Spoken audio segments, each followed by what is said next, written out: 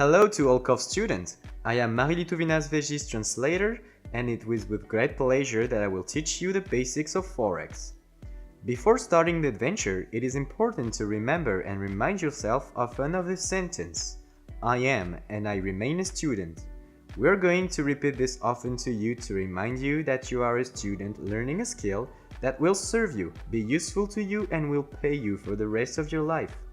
It is important to take your time and go at your own pace.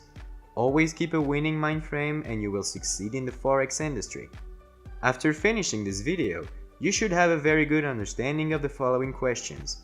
Feel free to pause the video to take notes and remind yourself, everyone is progressing at their own pace and do not compare yourself to others. So what is really traded on the market? The answer is simple, it is money, the currency. But not physical money, it's virtual money. Today money is essentially virtual. This is why when we talk about Forex, we will not take the word money as a reference, we will rather talk about currency pairs.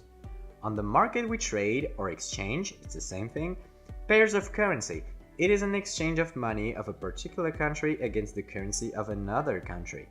Now let's talk about the most common currencies, the ones that are the most traded on the Forex market. Most exchanges are made between the US dollar, the euro, the Japanese yen, the pound, the Australian dollar, the New Zealand dollar, or the Canadian dollar. Of course, there are others, but let's focus on these ones. Please note that it is important to have an interest in the actual economy of the country from the concerned currency.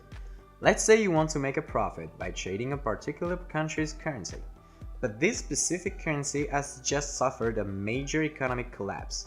It makes sense that buying this currency for another is not a good idea.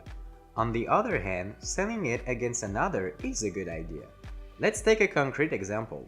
When the US elections were held, everyone was watching the end of the Obama administration and the beginning of the Trump administration, and everyone had their own feelings about the American economy. Many people decided to sell the US dollar for another economy they thought was more stable. Because at that moment, they saw that this election was not good for the American economy. They all ended up doing the opposite. They finally sold the country's currency that they thought was more stable and buy back the US dollar. This type of exchange happens very frequently. It is all based on the feeling of the economy of a country. This is called the market feeling.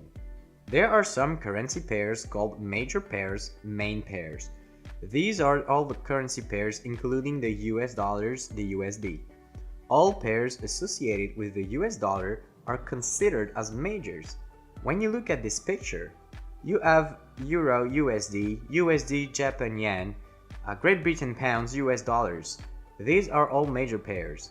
We advise you to know the English nicknames of these pairs because many people refer to it.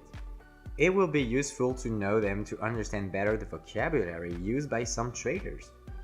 Some currency pairs are called crossed pairs. There are parts so-called minor pairs because they do not include the US dollar. Even if these crossed pairs are called minor pairs, that does not mean that these pairs are the least traded pairs on the market. They remain pairs intensively traded in the world of Forex. Do not hesitate to pause on the video. Here we have the crossed pairs of the yen, the euro, and others thereafter. Then we have the exotic currency pairs. They are associated with a currency whose economy is emerging, like for example the Hong Kong dollar, the Russian ruble, the Indian rupee, or the Mexican peso. These exotic pairs are the least traded on the Forex market. We do not advise you to trade these pairs because they are simply rarely traded by the main participants on the market, and so they have a low volatility, therefore a low probability of making real profits. Rest assured, you will not need to remember all these pairs to trade effectively. As these pairs are very rarely traded, your broker will have to work much harder to find someone who will want to exchange your currency against his. Here are our advices for currency pairs. The first advice is to choose only a few pairs, no more than 5 to start with, and observe their behaviors. Morning, evening, night, Monday, Tuesday, learn to know them. In comparison, it's as if you want to get to know a person you like. You cannot pay attention to several people at the same time, because you'll find out about her, him, what he likes, what he does not like, and it will be too hard to remember all this diverse information from many people. Study just a few pairs, no more than 5, and then when you will feel comfortable with them, you can add new ones. Another advice: keep a trading log and start with the most common pairs. Avoid exotic pairs as well as aggressive pairs such as Japanese yen, the pound, or gold. On this graph, we can see that only 8 currency pairs represent 72% of the volume on the Forex market. These are the pairs that we advise you to concentrate on, including the Euro USD and the USD Japanese yen, simply because you will find someone easier to exchange with you because they are the most used pairs on the market. Many banks constantly work on these pairs, so there will be a lot of volatility. Now you should be able to answer and understand the following questions. Read them and answer them quietly.